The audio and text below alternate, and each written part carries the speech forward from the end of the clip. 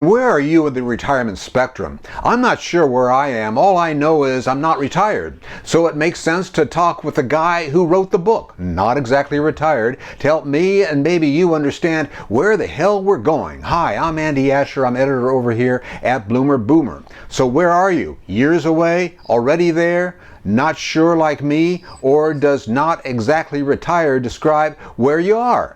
Well, let's find out. My guest today is writer and world traveler David Jarmul, who once had a nice regular job with office hours and a boss, but not anymore. Hi, David. I can't wait to learn a thing or two from you and see if some of it can rub off on me and others watching today. Hey, Andy, it's so great to be on the show. Hi to you and hi to everybody listening. Absolutely. Now, there is a lot to unpack here, but let's start with the title of your book, Not Exactly Retired. What does it mean? So, Andy, I was approaching my 60th birthday along with my wife in Durham, North Carolina, which is where we live. And as you said, I had a nice, respectable job. I was actually the head of news and communications at Duke University. And life was good, but there was a voice in the back of our head saying that there's more to your life than doing this. And we had long dreamed about joining the Peace Corps. I was a Peace Corps volunteer when I was in my early 20s, and I'd always wanted to come back and do it again. And my wife wanted to come too. So as we approached our 60th birthday, we very quietly started paying off our mortgage and downsizing our possessions. And when I hit my 62nd birthday, I shocked everybody at work, walked away from my job, and then my wife, Champa, and I proceeded to take a trip across the United States, 11,000 miles, 31 states. Came back home. A few weeks later, we went off to Nepal. You make it sound like that decision was an easy one. It had to be really complicated. Well, it was and it wasn't. It was, we know how fortunate we were in that we have two sons who were both doing well, along with families of their own. All four of our parents were gone. We're not rich, but we were able to walk away, especially if we didn't touch our nest egg for several years. And we knew that if we didn't do it now, we didn't want to be folks in their 80s or beyond who say, gosh, I wish I had done that when I could. We knew this was the time to do it, so we decided to go for it. Wow, that makes a lot of sense. It really does. So you tell us that Americans approaching retirement can redefine their lives and find new fulfillment by pursuing international adventure and service instead of drifting in their familiar jobs. Is that really true? Well, it was for us. And the point I make in my book is not, hey, you need to go join the Peace Corps. That's what we did. And we had a remarkable experience. And I hope we'll be able to talk about that. But that's not what I'm saying. What I'm saying is everyone has their own bliss, has their own dream. And people should think about it and decide affirmatively what they want to do with their life. I have friends, I'm sure you do too, Andy, who they're kind of drifting. They still have their job. I know they're not really happy and they kind of want to do something different, but they never quite do it.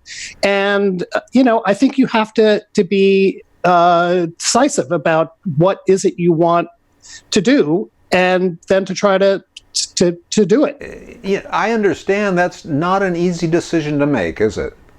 No, it's not. And as I describe in the book, which is really a series of 3 adventures leading up to the biggest, which is our time in the Peace Corps, we, in a way, were deciding to test drive ourselves emotionally. First, we traveled around the United States. Then we took a big trip in Nepal. So each of those was on their own a pretty substantial adventure, but it was also a way for us to test our emotions, both and as well as practically how we felt about leaving home before we took the really big step, which was leaving for more than 2 years to go into the Peace Corps. And you're a little bit older now than you were back in the days when you first got into the Peace Corps, right? Yeah, well, if you're watching me on video, just a few more gray hairs than I had back then. I joined the Peace Corps originally when I was in my 20s, not long after I graduated from college, like so many Peace Corps volunteers even today. And that's where I met my wife, Champa, who was a teacher at the school where I was at my first post in the Peace Corps. And we fell in love and got married, and we've now been married for more than 40 years. What kind of hurdles did you have to overcome to make all of this happen? Well, in terms of being able to, let me put the Peace Corps specifically aside for a moment, but the first was, in a sense, clearing the deck of our life here at home. We ended up finally renting our house, but everything from our utility bills, our credit card, our voting registration, who's going to take care of our dog? I mean, it's a long list of things, just practical concerns that we're all familiar with as Americans. So there was all of that. Then when we finally got around to the part of the Peace Corps, there is a substantial application process, and we can talk about that. Then we had to navigate that. That would be pretty daunting. Now, this is a question probably asked for maybe a psychologist, but many people who have had a hard time letting go of their professional identity. Now, it looks like you had some high-powered jobs in big organizations. How do you handle that?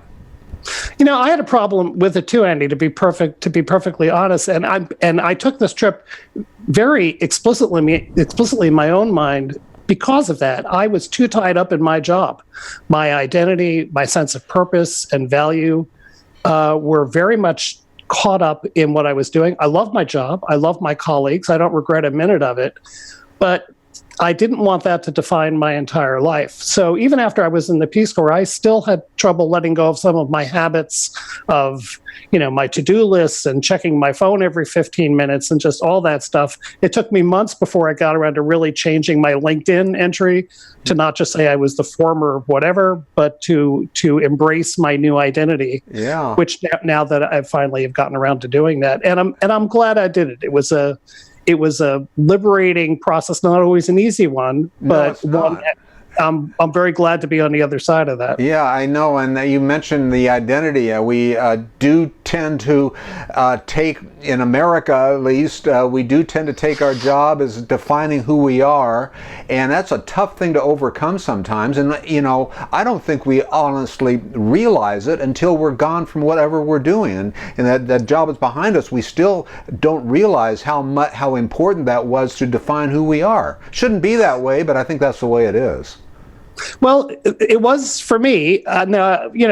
Tomorrow morning, I'm having coffee with an old friend from Duke, and I'm seeing someone at the university in the afternoon. I'm still connected there, but it doesn't consume my life. I don't spend every minute. I was the head of the news office, so I was aware of everything pretty much that was going on, and it was great. And again, I am proud of the work we did, and I loved it, but it was time to let go.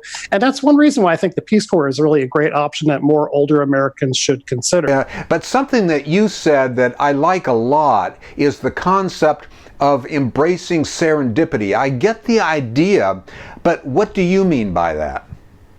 So serendipity, the unknown, it was something I almost wrote on my suitcase, which is I had spent years and years with checklists and meeting books, and this is what I have to do at 10 o'clock today, and a very defined life, both day to day and more generally. Well, but assume you quit working. That can be scary unless you have a nice nest egg. So how did you make all that, put all that money aside so you could make all this work for you?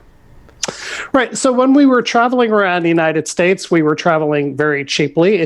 There was some out-of-pocket expense, but we'd been saving for quite a few years. And when we were in Nepal, which is where Champa's family is, we were mainly staying with family there. So that really didn't cost much. And then when I was in the Peace Corps, they pay for all of your expenses. So that was really a wash for more than 2 years. So although it sounds exotic, and it really wasn't that expensive. And just as a financial exercise, we bought ourselves 3 years in terms of delaying on Social Security and other expenses. While I was in the Peace Corps, I had zero bills. So you're 66 now. You started. Yeah. You got in the Peace Corps when you were 62. There must be an age limit, I would think. There's a cohort of folks like myself and my wife who are older. And in many ways, I think it's not harder to be an older volunteer. Frankly, I thought it was easier. We had great respect for the people in the community where we served. We had traveled before, so we didn't sort of freak out culturally. And we could interact with the people at our work sites really as peers, and we trade photos of our grandchildren and all that. And so we actually had a really wonderful time doing it. I mean, I had a great time in my 20s, but it's an experience more older Americans should consider. Yeah. Well, tell us about what your family and friends must have thought about all this when you were leaving. Did they think you were crazy or not? Some did. Not too many said it to our face. Yeah. I know some did. We're very lucky to have two wonderful sons and daughters-in-law, and they were sorry to see us leave, especially the one that lives near us here in North Carolina, because we help a lot with the kids.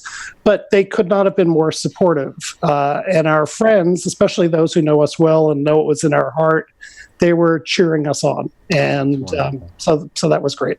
Now, if someone watching this gets so inspired to follow your footsteps, how should they go about connecting with the Peace Corps, and what's your message to them?